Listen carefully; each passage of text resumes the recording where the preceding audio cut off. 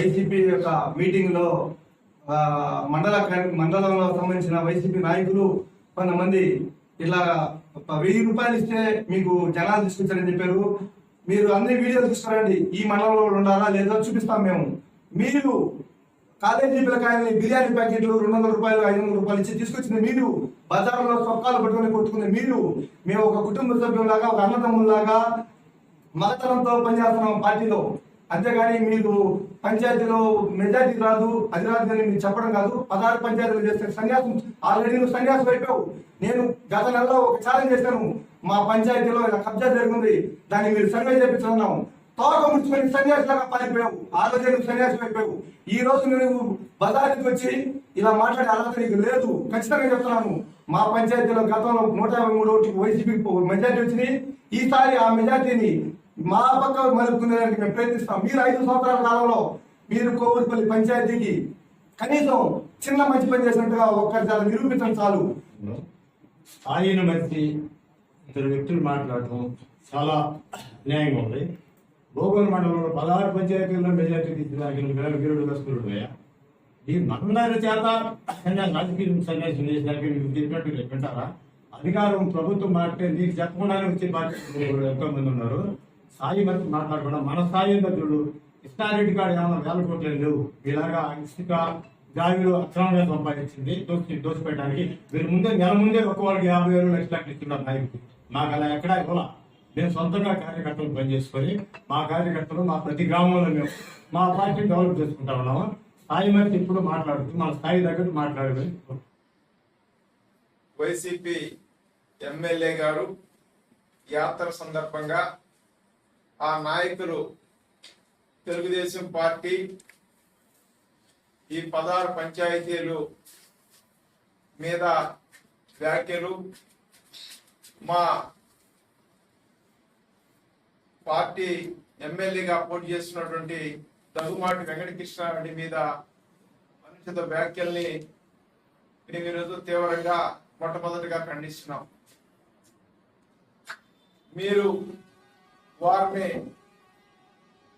కండువాల రెడ్డి గారు మా పార్టీలో సభ్యత్వం ఉన్నవారు ఎవరు కూడా తెలుగుదేశం పార్టీలో చేరలేదు, అలా చేరుంటే నిరూపించండి అని చెప్పి మీరు ఒక సవాల్ విసిరారు.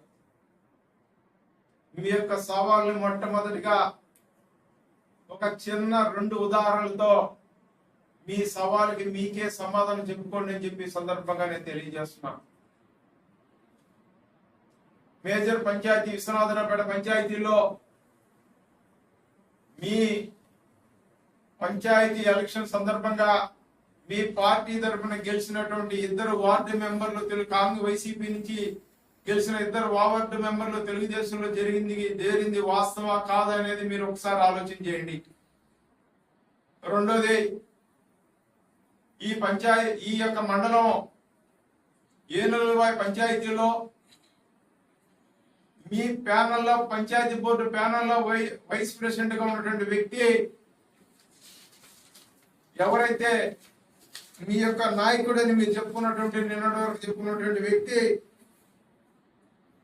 పందిపట్ల సుబ్బరాయుడు గారు మీ పార్టీ సభ్యుడు కాదా అని నేను అడుగుతున్నా. ఒక పంచాయతీ వైస్ ప్రెసిడెంట్ గా ఎన్నికయ్యి ఒక దళిత సామాజిక వర్గానికి ప్రాతినిధ్యం వహిస్తున్నటువంటి వ్యక్తి నిన్నటిదాకా మీ పార్టీలో ఉంటే ఒక సభ్యత్వం లేని వ్యక్తిగా మీరు పరిగణిస్తారా అని చెప్పి ఈ సందర్భంగా నేను మిమ్మల్ని అడుగుతున్నా.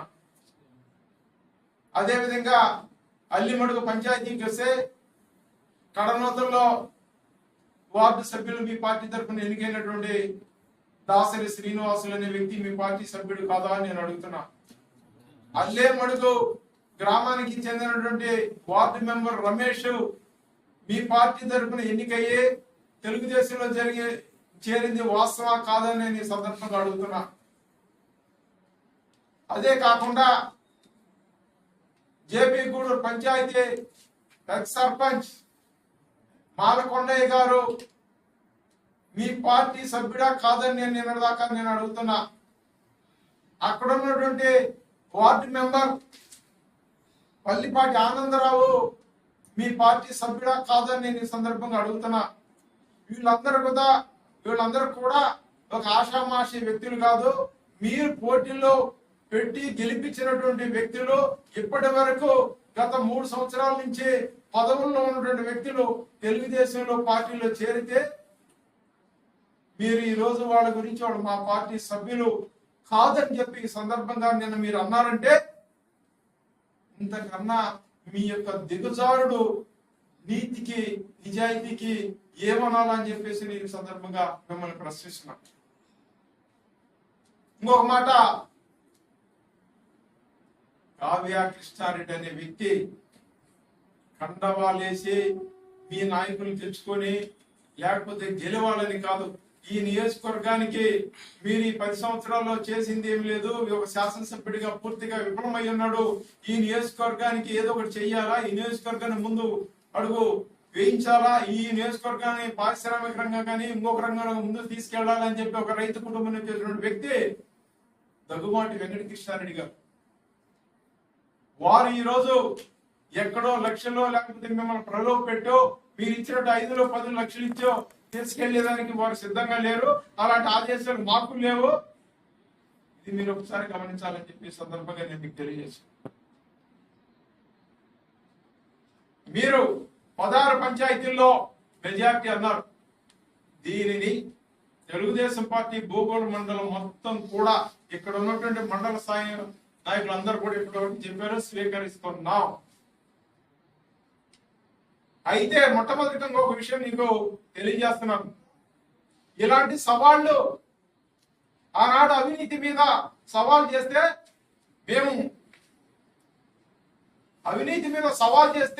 మేము స్వీకరించి ప్రసన్న వెంకటేశ్వర స్వామి దేవస్థానం దగ్గర ప్రమాణానికి మేము సిద్ధమైతే పోలీసులు పెట్టి ఆపించింది మీరా కాదని నేను ఈరోజు అడుగుతున్నా. ఆ తర్వాత ఎమ్మెల్సీ ఎలక్షన్ లో తొడగొట్టారు.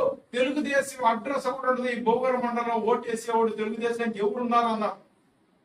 ఈ రోజు అత్యధిక ఓట్లు తెలుగుదేశం పార్టీకి భోగవరం మండలం వేశారు. మేధావులు, చదువుకున్న విద్యావంతులు అందరూ వేసి తెలుగుదేశం పార్టీకి అండగా నిలిచారు. మెజార్టీ తెచ్చాం. ఆ రోజు మీ సవాళ్ళు ఏం చేసుకున్నారు, మీ సవాళ్ళు ఎక్కడ పెట్టారని చెప్పి ఈ సందర్భంగా నేను అడుగుతున్నా. ఇంకా ఈరోజు వైసీపీకి భోగవరం మండలం మెజార్టీ వస్తుందని చెప్పి మీరు అంటున్నారు. ఏం చేశారు 5 సంవత్సరాలు నేను అడుగుతున్నా ఈరోజు మిమ్మల్ని.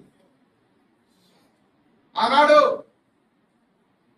35 కోట్ల రూపాయలు నిధులు తీసుకొచ్చి వేదా రవిచంద్ర గారు మా పార్టీ జాతీయ ప్రధాని గారు భోగవరం మండలంలో ఉన్నటువంటి తాగునీటి సమస్యను తీర్చాలని చెప్పేసి అకుంఠిత దీక్షతో దాన్ని మంజూరు చేయిస్తే ఆనాడు 70-80% పూర్తయిపోయిన దశలో మేము తెలుగుదేశంలో పూర్తి చేస్తే ఈ మిగతా కొరవ ట్యాప్ ఇప్పే పరిస్థితి నుంచి ఈ రోజు మీరు ట్యాప్ ఇప్పలేని పరిస్థితి దౌర్భాగ్యంలో మీరుండి మీకు ఓట్లేసి భోగవరం మండలం గెలిపిస్తారని ఎట్ట అనుకుంటారని చెప్పి నీ సందర్భంగా తెలియజేస్తున్నాను.